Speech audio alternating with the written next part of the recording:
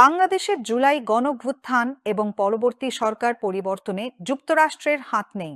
এ ধরনের অভিযোগ অস্বাভাবিক বলে উল্লেখ করেছেন যুক্তরাষ্ট্রের জাতীয় নিরাপত্তা উপদেষ্টা জ্যাক সুলিভান।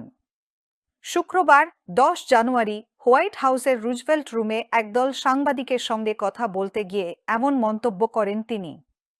সুলিভান আরও বলেন, ভারতের শীর্ষ কর্মকর্তাদের সঙ্গে তার আলাপচারিতায় স্পষ্ট যে বাংলাদেশে ঘটনায় যুক্তরাষ্ট্রের জড়িত থাকার কথা বিশ্বাস করে না নয়াদিল্লি। এ সময় যুক্তরাষ্ট্রের ডিপ স্টেট ভারতের স্থিতিশীলতা বিঘ্নিত করতে চায় বলে যে অভিযোগ উঠেছে সে বিষয়েও প্রশ্ন করেন হিন্দুস্তান টাইমসের সাংবাদিক। তবে এই অভিযোগও জোরালোভাবে প্রত্যাখ্যান করেন যুক্তরাষ্ট্রের জাতীয় নিরাপত্তা উপদেষ্টা। তিনি বলেন, আমি প্রথমে বিনয়ের সঙ্গে সেই ধারণা প্রত্যাখ্যান করব যে আমি ডিপ স্টেট নিয়ন্ত্রণ করি এবং বিনয়ের সঙ্গে সেই ধারণাও প্রত্যাখ্যান করব যে যুক্তরাষ্ট্র বাংলাদেশে ঘটনার পেছনে ছিল। জীবনের সাথে চলে